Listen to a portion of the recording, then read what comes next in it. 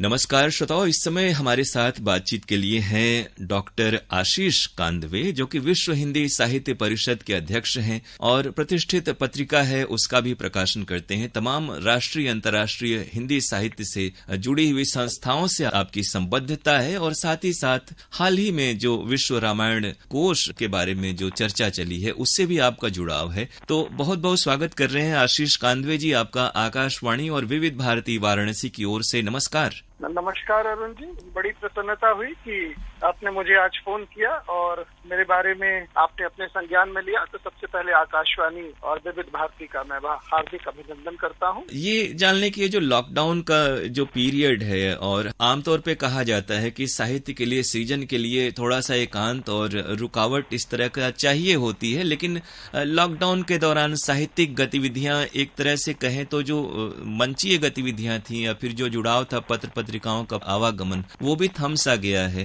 किस तरह की गतिविधियां हैं विश्व हिंदी साहित्य परिषद की और आपकी इन दिनों? अरुण जी, बहुत ही समसामयिक प्रश्न आपने किया है। हुआ यूं कि लॉकडाउन में सबको ऐसा लगा कि जीवन रुकता गया, लेकिन एक ओर अवसाद था लॉकडाउन का, महामारी का भय था, तो दूसरी ओर व्यक्ति को अपने भीतर के व्यक्ति से परिचित होने का समय भी मिला जी।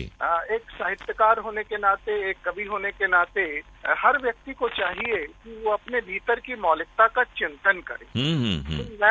मैं तो समझता हूँ अरुण जी कि ये लेखकों के लिए, चिंतकों के लिए, कलाकारों के लिए, राजनीतिक जो परिदृश्य को बदलने वाले लोग हैं, उन्होंने अपने भीतर के व्यक्ति को, अपने भीतर की शक्तियों, अपने भीतर की चैतन्यता को पहचानने का प्रयास जरूर किया होगा। मैंने तो ऐसा ही किया और कोशिश की कि हम जो अपने उत्तरदायित्व को लेकर के चल रहे हैं उसमें कितने सफल हुए और किस तरह की ऊर्जा हमारे भीतर संचित थी। देखिए, अवसाद में नहीं, अभी प्रधानमंत्री जी ने भी कहा कि अवसाद को अवसर में बदल दीजिए। जी जी। देखिए उनकी सकारात्मकता को देखिए कि देश का नेतृत्व करने वाली यशस्वी प्रधानमंत्री किस तरह की बात कहते हैं। तो ये चिंतन से ही निकलता है। और अवसाद, मैं तो कहता हूँ कि अवसाद में तो कभी किसी को जाना ही चाहिए, क्योंकि आपके पास जितना दुख है, जितनी परेशानियां हैं, उससे बहुत ज्यादा परेशानियां और दुख है इस पूरे विश्व पे, इस पूरे धरा पे, मानव समाज में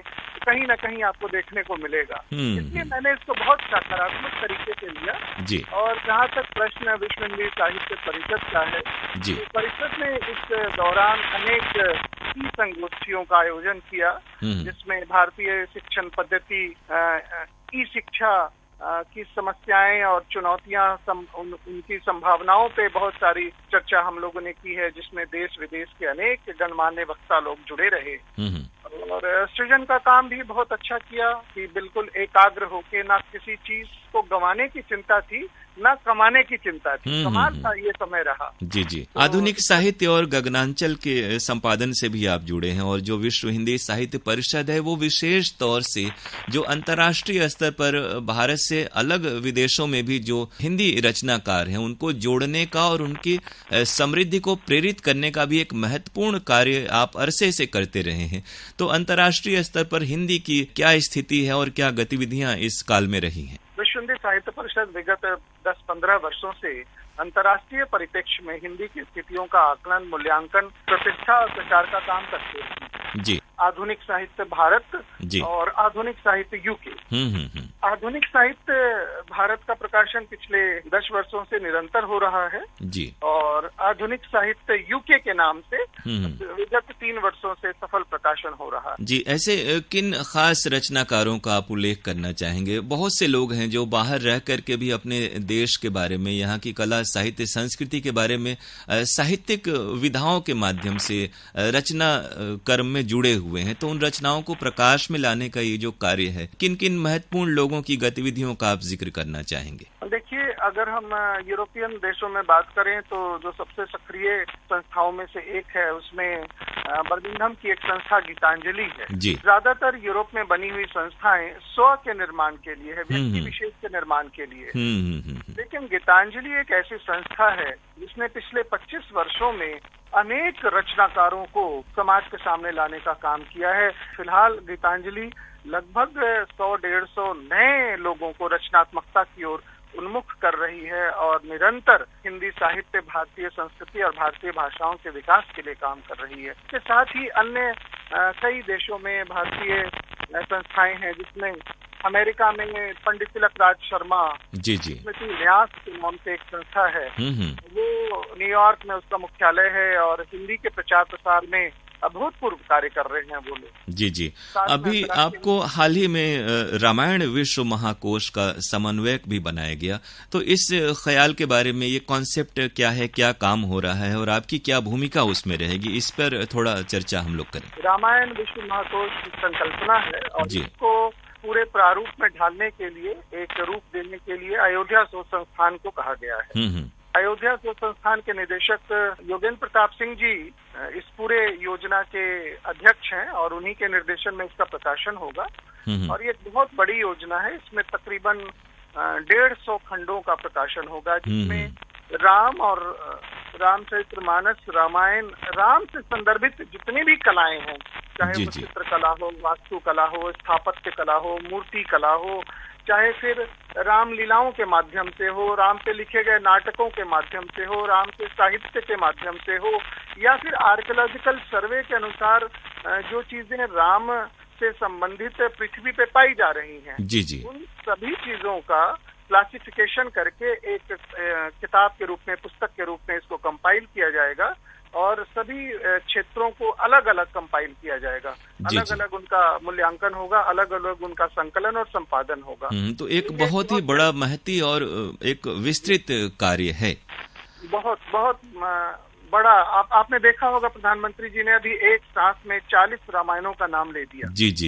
तो ये उनके संज्ञान में भी है, प्रधानमंत्री जी के संज्ञान में है कि रामायण विश्व महाकोश का निर्माण हो रहा है। और इसमें मुझे बिहार और झारखंड राज्यों के अनुसार भी, जहाँ जहाँ राम का गमन हुआ, राम जहाँ जहाँ गए, उन सब राज्यों को भी इसमें समाहित किया गया है। तो इसके 2 खंडों का प्रकाशन, संपादन का जो कार्य है, वो मुझे दिया गया है, बिहार खंड और झारखंड खंड। और इससे पहले कि आपकी कोई रचना हम लोग सुने, एक बड़ा सवाल अक्सर मन में आता है कि हिंदी जो खड़ी बोली, जिसका विकास होना ही हमारे इस पिछली सदी की शुरुआत हुई, लेकिन आज जो हिंदी है वैश्विक स्तर पर, या फिर जो नई पीढ़ी की हिंदी है, एक नई हिंदी का भी कॉन्सेप्ट चल पड़ा है। तो मुझे लगता है व्याकरण को लेकर के, हिंदी भाषा की शुद्धता को लेकर के, इसके स्वरूप को लेकर के जो जागरूकता और चेतना होनी चाहिए, वो आपको क्या वस्तु स्थिति में, जमीनी स्तर पर, नए पीढ़ी में, रचनाकारों में दिख रही है, या फिर इसके लिए क्या किया जाना चाहिए? आज की जो मौलिक स्थिति है, जो वस्तु स्थिति है, इसमें व्याकरण को इग्नोर किया जा रहा है, व्याकरण को छोड़ करके बातें की जा रही है। और शुद्धतावादी परंपरा के लोगों को कहा जाता है कि आप रूढ़िवादी हैं, परंतु ऐसा नहीं होता है। मैंने विश्व के लगभग 50 से अधिक देशों की यात्रा की है। जी। और इन यात्राओं के दौरान मैंने देखा है, विशेषकर यूरोपियन देश और ऐसे बहुत सारे गरीब देश भी, जो अपनी भाषा के मूल स्वरूप के साथ छेड़छाड़ करने को बिल्कुल भी तैयार नहीं। जी। चाहे वो जर्मनी हो, चाहे वो फ्रांस हो, चाहे वो कोरिया हो, चाहे जापान हो, चाहे पड़ोसी हमारा चाइना हो, लेकिन भारत में प्रयोग के नाम पे हम इतने प्रयोगवादी हो गए हैं और विस्तार को इस तरह से हम अपने अंदर समाहित करना चाहते हैं कि हम अपने मूल अस्तित्व से भटक जाते हैं। और एक जल्दबाजी में रचनाकार आजकल दिखता है और उसकी तैयारी नहीं है। पढ़ाई भी, जैसा अध्ययन पहले कहते थे कि 1000 किताबें पढ़िए तो एक लिखने की सोचिए, वो इसका थोड़ा सा लोप हो रहा है। मैं अरुण जी, मैं क्या कहूँ, आज तो सभी बड़े रचनाकार अपनी किताबों की संख्या से स्वयं को बड़ा बनाने लग गए हैं। और मैं किसी का भी नाम नहीं लूंगा। कोई कहता है मेरी 2 दर्जन, कोई कहता है मेरी 4 दर्जन। जी। की तो कुछ, लेकिन उनके पाठक कितने हैं, चर्चा कितनी है, कितनी उनकी तासीर कहाँ तक पहुँची, इसकी चर्चा न वो खुद करते हैं न होती है। मैं हमेशा ये कहता हूँ कि हिंदी में पाठक जी बहुत सारे मिल रहे हैं, पाठक बिल्कुल नहीं मिल रहे। जी।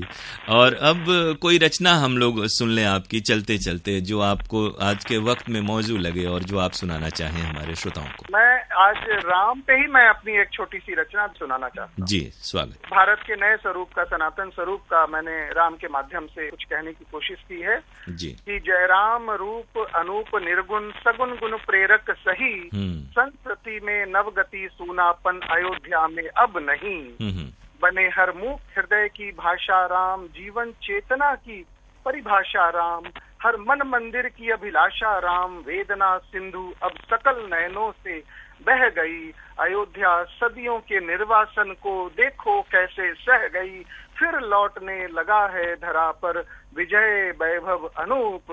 फिर लौटेगा भारत का वैष्णव सनातन स्वरूप। फिर लौटेगा भारत का वैष्णव सनातन स्वरूप। जय रघुराम, जय रघुराम। दीप दीप से जल उठे, दीपों की देखो अवली। दीप दीप से जल उठे, दीपों की देखो अवली।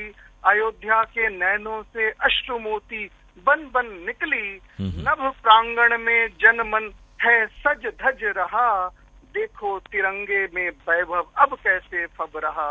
मधुमय गंध सुमन से भारत हर्षाया है। प्रभु मंदिर का शिलान्यास हो गया है। मुदित कैलाश, मुदित द्वारिका, मुदित पृथ्वी लोक है। प्रभु के आलोक में आलोकित अब अयोध्या लोक है। जय राम अनूप निर्गुण सगुन गुण प्रेरक सही। संसती में नवगति सुनापन अयोध्या में अब नहीं। जय रघुराम, जय रघुराम। तो बहुत अच्छी रचना आपने सुनाई और हिंदी साहित्य को लेकर के आपने बड़ी उपयोगी बातचीत की और एक संभावनाओं के बारे में जिक्र किया, खासतौर से आज की जो हमारे हिंदी साहित्य की अंतर्राष्ट्रीय स्तर पर स्थिति है और इसके लिए आप एक अरसे से प्रयास भी कर रहे हैं, संस्था के द्वारा और अपनी पत्रिकाओं के द्वारा भी और निजी प्रयासों से भी। तो बहुत ही अच्छा लगा डॉक्टर आशीष कांदवे जी आपसे बातचीत करके। आकाशवाणी और विविध भारती वाराणसी की ओर से बहुत बहुत धन्यवाद आपका। नमस्कार।